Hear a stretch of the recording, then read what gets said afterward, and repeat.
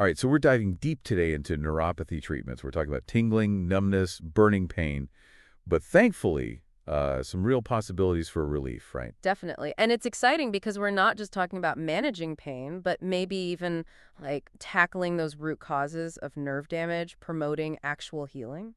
Yeah, that's what we want to hear. So where do we even begin? I mean, this is a lot to unpack, right? Well, I think a good place to start is with that first line of defense, the medications. You've got your duloxetine, your gabapentin, pregabalin. Right, right. Those names, they keep popping up in the research, yeah. So what makes them so effective for nerve pain? Well, it's kind of interesting. These drugs, they were actually developed for other conditions initially. Oh, really? Yeah, duloxetine, for instance, it's an antidepressant, but studies have shown it can really be effective at reducing nerve pain. It basically works by influencing that balance of serotonin and norepinephrine in the brain, so it's essentially dampening those pain signals. So it's not actually like fixing the nerves themselves, but it's more like intercepting those pain messages before they even get to the brain. Precisely. Okay. Now, gabapentin and pregabalin, they were originally used to treat seizures, believe it or not. Hmm.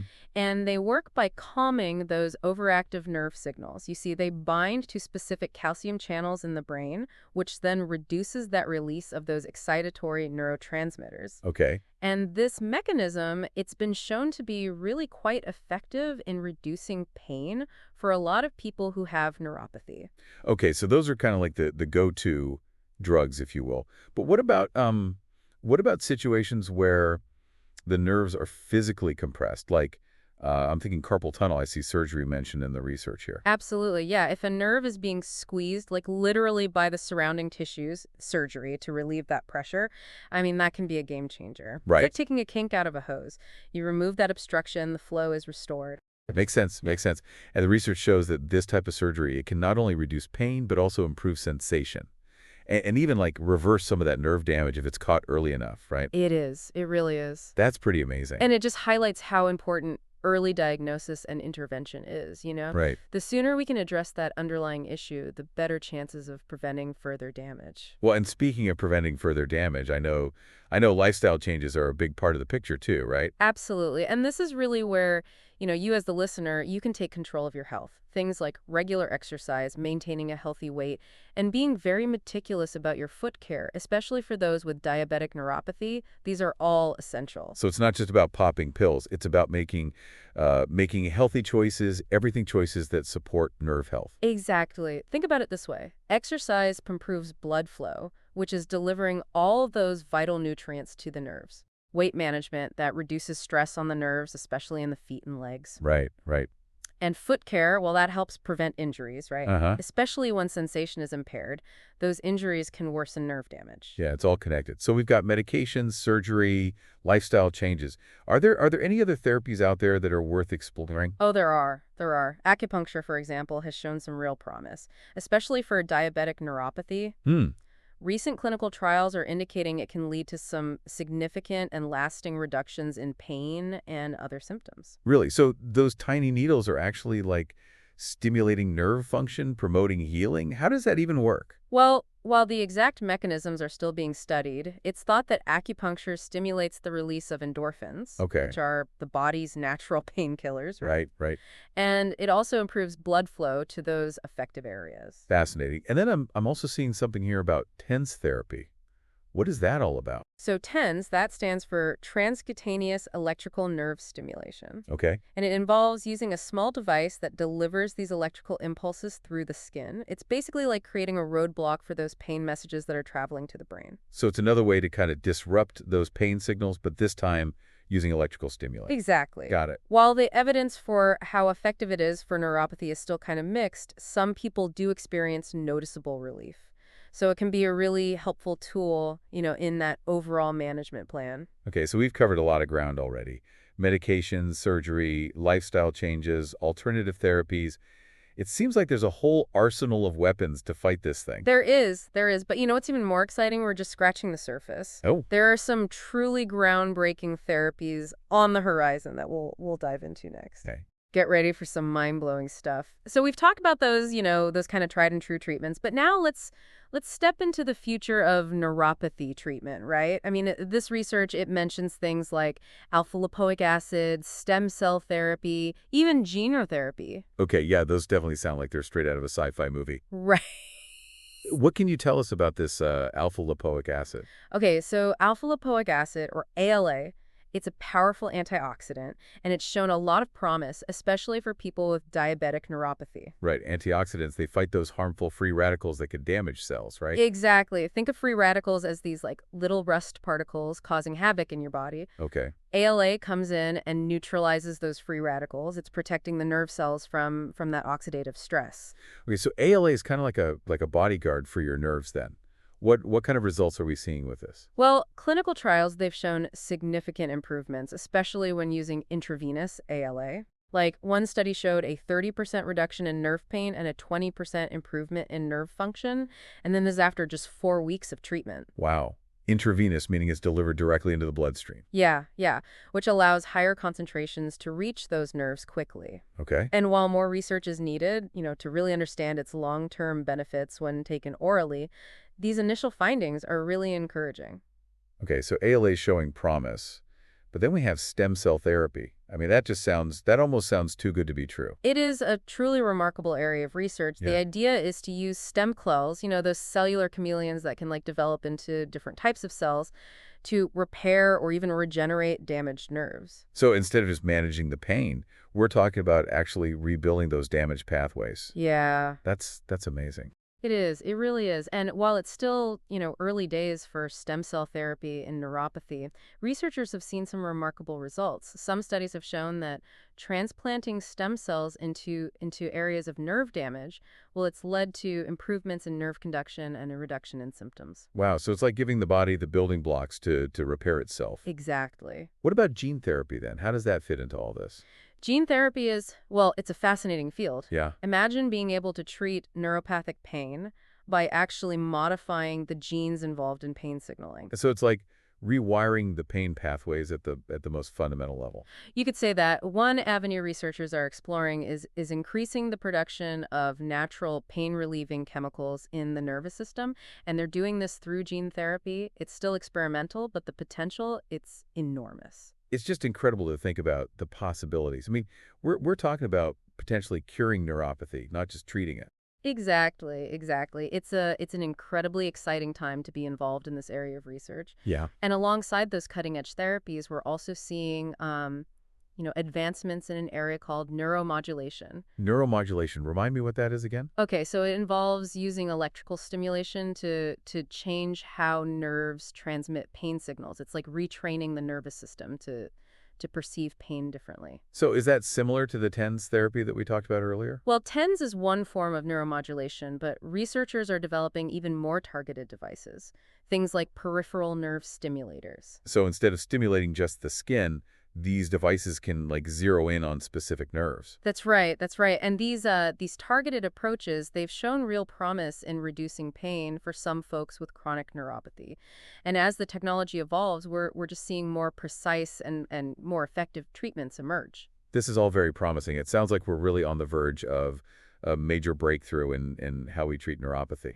I think they are, but it's not just about developing these new therapies. It's also about personalizing treatment plans to meet individual needs. Oh, okay. So can you give us an example of what a personalized approach might look like? Absolutely. So imagine someone with diabetic neuropathy. Okay. Their treatment plan, well, it would likely involve managing their blood sugar levels. This would be through medication, diet, and exercise.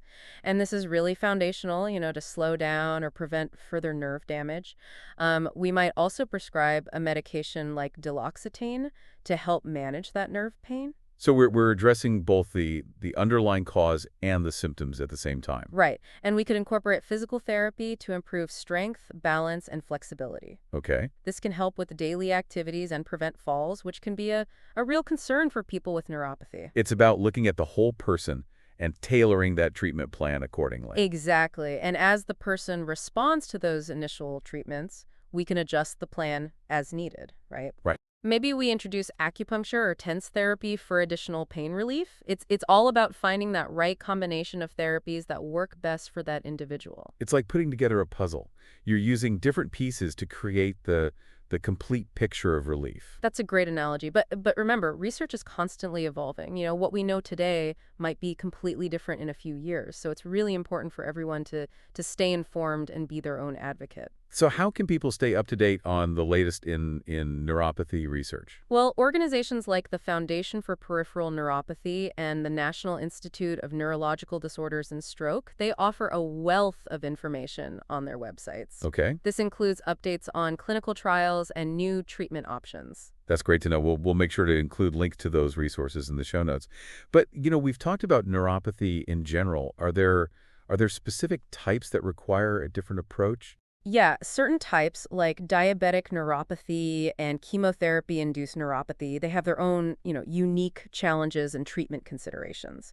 So let's dive into those nuances next. So let's start with diabetic neuropathy. I mean, it's incredibly common, right? Yeah. And it can have some serious consequences if it's not managed well. It really can. It's, those high blood sugar levels, they essentially damage the nerves over time. Right. And this leads to, a whole range of symptoms, everything from that tingling and numbness to really severe pain. Right. And you even get those foot ulcers that are really slow to heal. Yeah, and I know those foot ulcers can be like really dangerous. I mean, sometimes even leading to amputations. Absolutely. That's why, being meticulous with foot care, it's crucial for anyone who has diabetic neuropathy. But the real cornerstone of treatment, I mean, it all comes down to managing those blood sugar levels. So medication, diet, exercise, it's about getting that blood sugar under control, protecting the nerves from further damage, right? Exactly. Think of it as like stopping the source of that rust that's damaging those delicate nerve fibers. Right, right. And in addition to, that blood sugar control, we've seen some promising results with ALA, Oh, right. that powerful antioxidant we were talking about earlier. ALA, yeah. Helps neutralize those harmful free radicals. Are there any other like specific treatments that are particularly effective for diabetic neuropathy? There's this treatment called offloading. Offloading. It's become like the gold standard for healing those diabetic foot ulcers. What does that mean, offloading? It basically means taking pressure off the affected foot, Okay. allowing that ulcer to heal. This might involve, special footwear, crutches, or even a wheelchair, depending on how severe that ulcer is. So you're giving the ulcer a chance to heal without like constant pressure and irritation. Does that really make a difference? Oh, it makes a huge difference. Research has actually shown that offloading, it's incredibly effective, and not only in healing ulcers, but also in preventing amputations. Okay, well that's reassuring to hear. So it sounds like diabetic neuropathy, while serious, it can be managed effectively if you have this like multifaceted approach. Yeah, you got it. It's, about controlling blood sugar, using those targeted treatments like ALA and offloading, and of course, like we said, being really vigilant about foot care.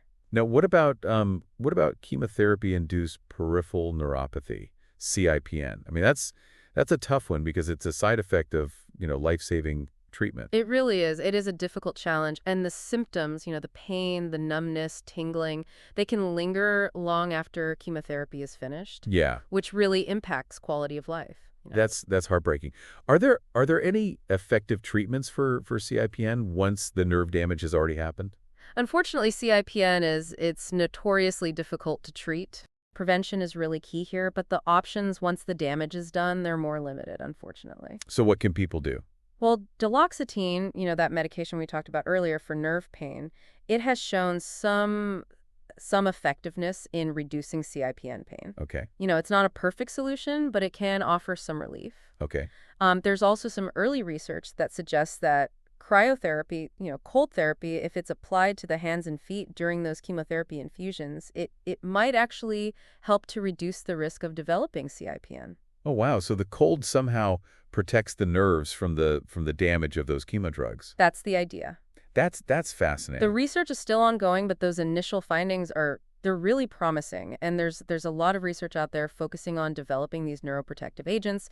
These are drugs that could actually shield the nerves from that chemotherapy-induced damage. So it sounds like preventing that nerve damage from happening in the first place, That's really the ultimate goal. Exactly, exactly. And that's where a lot of the current research is, it's focused there. The hope is that one day we'll have these, really effective ways to prevent CIPN altogether. That would be incredible. Well, we've covered a lot of ground today, from the basics of neuropathy to some truly cutting-edge treatments on the horizon. What's the most important thing you want our listeners to take away from all of this? I think the key takeaway is that neuropathy, while often challenging, it's not a life sentence. Right. With the right treatments, lifestyle adjustments, and this ongoing research, there's real hope for managing symptoms Yeah. and even reversing some of that damage. It's about staying informed, advocating for yourself, and never giving up hope. Absolutely. Knowledge is power. The more you understand about your condition and those available treatments, the better equipped you are to make informed decisions about your care. Well said. Well said. It's been a fascinating deep dive into the world of neuropathy treatments. And to our listener, thank you for joining us on this journey of exploration. Remember, there's always hope, and new discoveries are being made every day. Keep learning, keep asking questions, and keep taking charge of your health.